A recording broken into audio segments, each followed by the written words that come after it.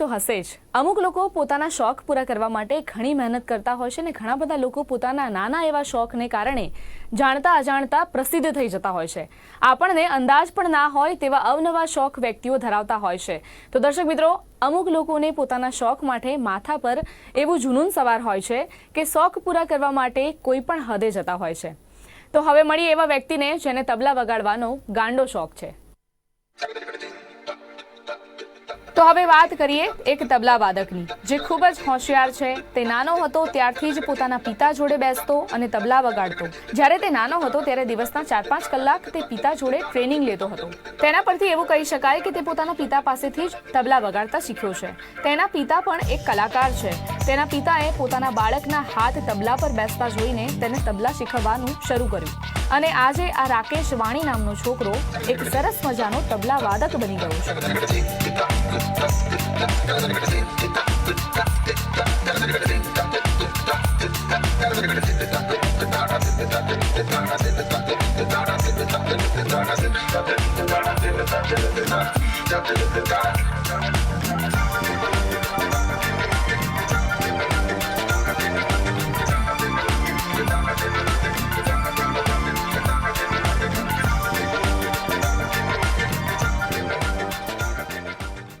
મારું નામ મહેશ રામચંદ્ર વાણી. મારો પુત્ર રાકેશ ખૂબ જ નાનો હતો, 4 વર્ષનો. ત્યારથી મેં મારી સાથે આવતો હતો અને ધીરે ધીરે મારી જોડે થોડી તાલીમ લીધી. એ પછી અમારા જે મુંજાલ મહેતા, એમનું ખૂબ જ મોટું નામ છે, એમની પાસે મેં એને શિક્ષણમાં મૂક્યો અને પછી વર્લ્ડ રેકોર્ડ માં એને ભાગ લીધો. તો કમસે કમ 36 કલાક એને તબલા વાદન કર્યું અને એમાં મતલબ એને વર્લ્ડ રેકોર્ડનું સર્ટી મળ્યું. તો એનો મને ખૂબ જ અને અમને સૌને મતલબ ખૂબ જ આનંદ થયો અને હજી એના માટે મારા મનમાં એવી ભાવના છે કે હજુ સારું વગાડે, પ્રોગ્રામ કરે અને જગતમાં ખૂબ નામ કરે.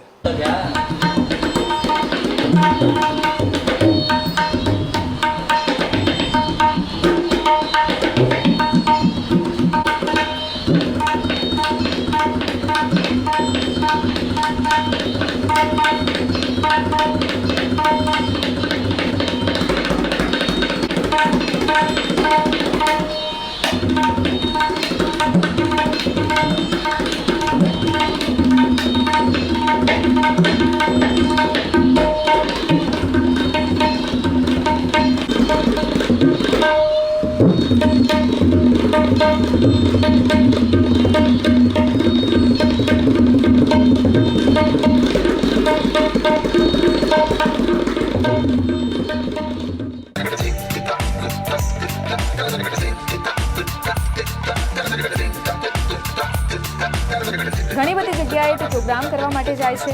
ફક્ત ગુજરાતમાં જ નહીં પરંતુ ગુજરાતની બહાર પણ તે પ્રોગ્રામ કરવા માટે જાય છે.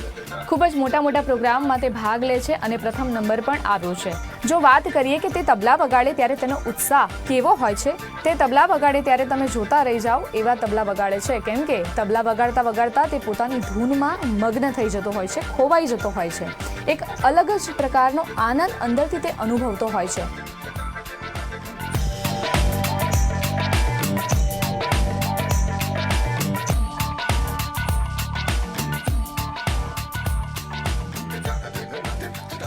મારું નામ રાકેશ મહેશભાઈ વાણી અને છેલ્લા 18 વર્ષથી હું તબલા વગાડી રહ્યો છું, શીખી રહ્યો છું.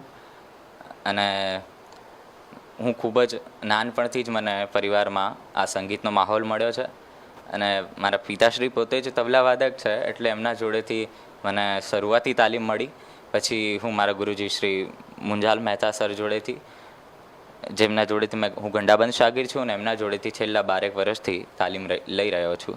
તે સમયે ખૂબ જ મારી માટે અદ્ભુત એવો સમય અને અવિસ્મરણીય મારી માટે એક સ્મૃતિ છે.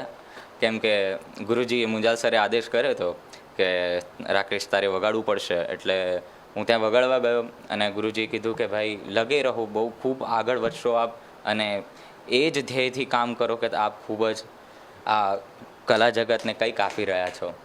એટલે ગુરુજીના આદેશથી જ હું ત્યાં વગાડ્યું મેં, અને સતત 36 કલાક ન રૂકતા. એટલે એમાં પછી મેં ખૂબ જ મને એક્સપિરિયન્સ ઘણો થયો.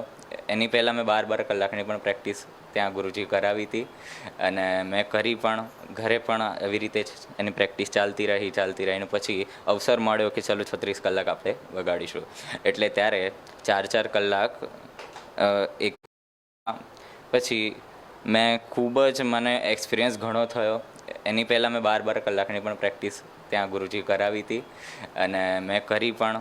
ઘરે પણ એવી રીતે જ એની પ્રેક્ટિસ ચાલતી રહી. અને પછી અવસર મળ્યો કે ચલો 36 કલાક આપણે વગાડીશું. એટલે ત્યારે 4 કલાક એક સેશન ચાલે, અને એના પછી 20 મિનિટનો વર્લ્ડ રેકોર્ડવાળા બ્રેક આપતા હોય છે. તો એ પ્રમાણે અમે લોકોએ વર્લ્ડ રેકોર્ડ એમાં કર્યો, અને ખાસો અનુભવ મળ્યો કે કેવી રીતે શું હાથની પોઝિશન હોય છે, કેટલા કલાકો વીતી ગયા પછી તમારા હાથનું શું હાલત હોય છે.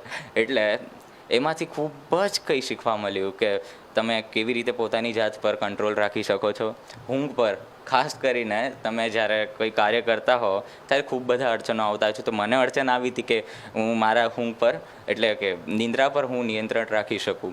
તો એવી રીતે ખાસી મને સાધનાને બહુ જ ટેવ પડી ગઈ હતી, ને હું ત્યાં કરતો રહ્યો. એક જુસ્સો હતો, અને ખૂબ જ મને આનંદ આવ્યો એ 36 કલાકમાં. હા, તબલા વગાડતી વખતે મને ખૂબ જ એક આનંદનો અહેસાસ થતો હોય છે. કેમ કે અમારી માટે તો એક ઈશ્વર દૈવત જ છે. કેમ કે આ એક કલા છે જે આપણા એક ઈષ્ટદેવ તરફથી આપણને મળતી હોય છે, અને એના તરફ હું હોઉં એની જોડે તો મને ખૂબ જ એક એનર્જીનો અહેસાસ થતો હોય છે.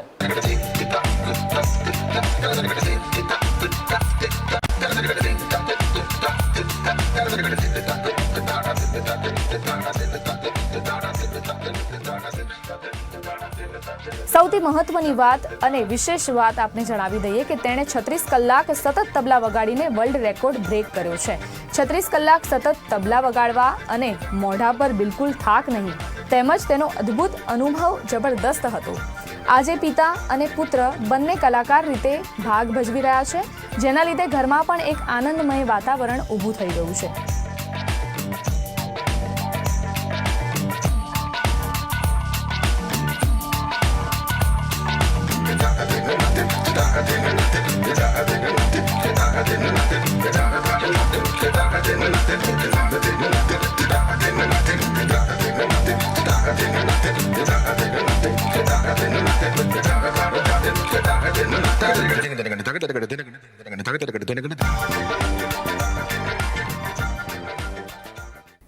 તો મહત્વની વાત અહીંયા એ છે કે ઘણા લોકો પાસે પોતાના શોખ પૂરા કરવા માટે સમયનો અભાવ હોય છે, પૂરતો સમય મળતો નથી, તેથી તેમના શોખ પૂરા થઈ શકતા નથી.